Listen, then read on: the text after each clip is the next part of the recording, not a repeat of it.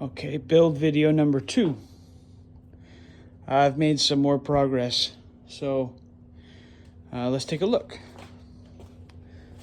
I've got the bottom panel to the port mocked up in place. I've got some bracing set up beneath it, and then I've got bracing to go inside the port area, port space there.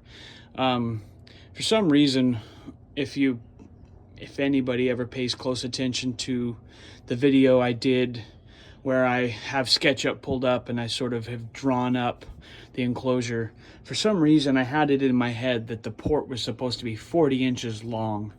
I went ahead and did some double checking, and for the volume of this enclosure, the port only ends up being 24 inches long. There's an interesting side effect or trade-off that the bigger the enclosure goes, the smaller the port length ends up being, which simultaneously increases your enclosure volume.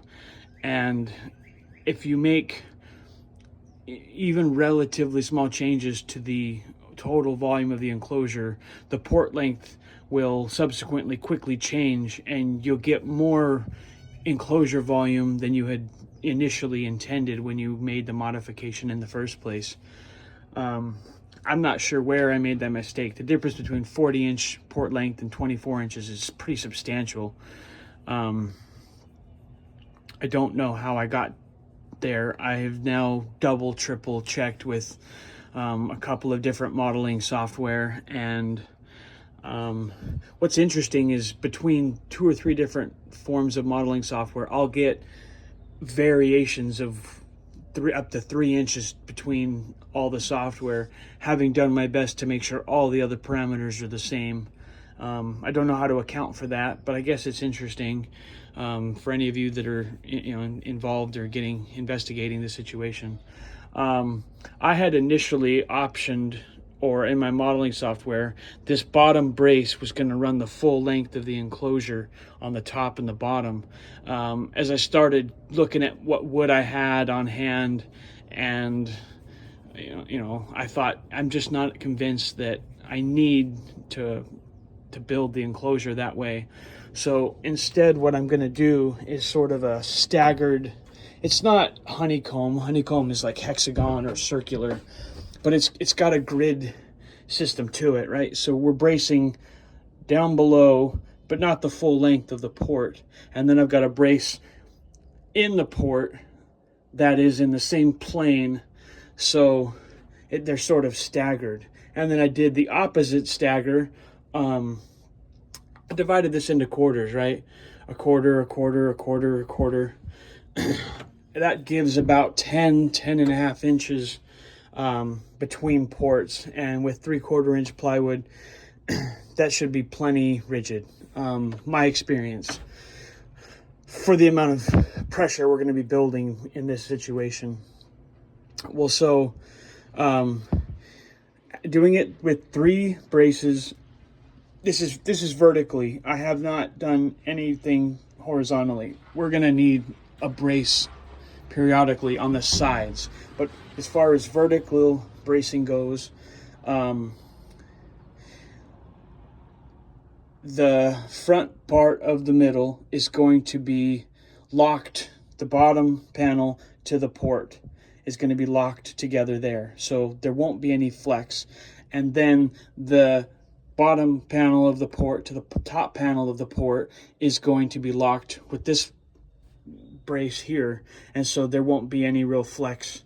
It'll have an H shape, right? The bottom port will be H'd to the top port will be H'd, and so even though it's free floating below, the fact that there's a big section of it, I don't know, it is I don't have an engineering explanation, some math equation to tell you, but just having that H in there rigidifies substantially, and I don't need necessarily to be braced beneath it.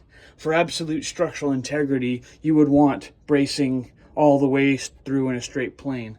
To stagger, to have a brace here and then over and then up, I get where, to a degree, it's not optimum.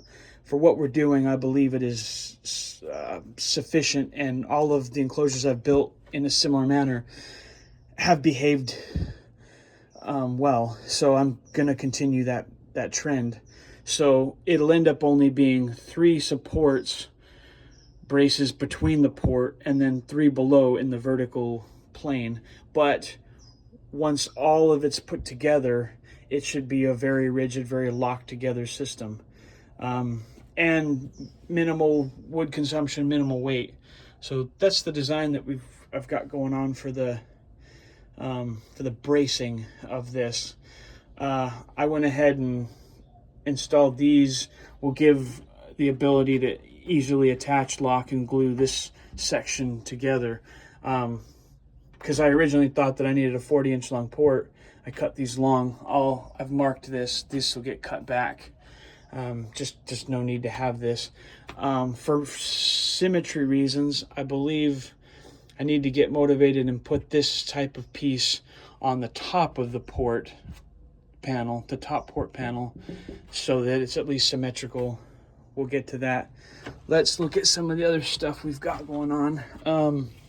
This is the top of the port panel. This is the top bracing that goes in. I've already got this piece here attached to this guy right here. And then that is, of course, the top subwoofer baffle that the drivers mount to. When I attach paneling like this, I like to clamp it. Clamps are a woodworker's best friend. That's probably the most expensive and most useful investment when woodworking. All the tools are helpful, but having clamps just makes everything so much easier. Big advocate. I really like this design of clamp. What I like to do is clamp the piece where I need it after having marked and everything square the way I need it. Then I will pilot hole and then install a screw. I'm a big fan of pilot holing before you do anything. Prevents splitting and then other drama. It's a little bit extra work. Here's another thing that I like to do. I've got a flush trim with a bearing that sits at the top so that I can flush trim something from below a known straight edge. And so if I'm cutting big panels, like it's hard to cut.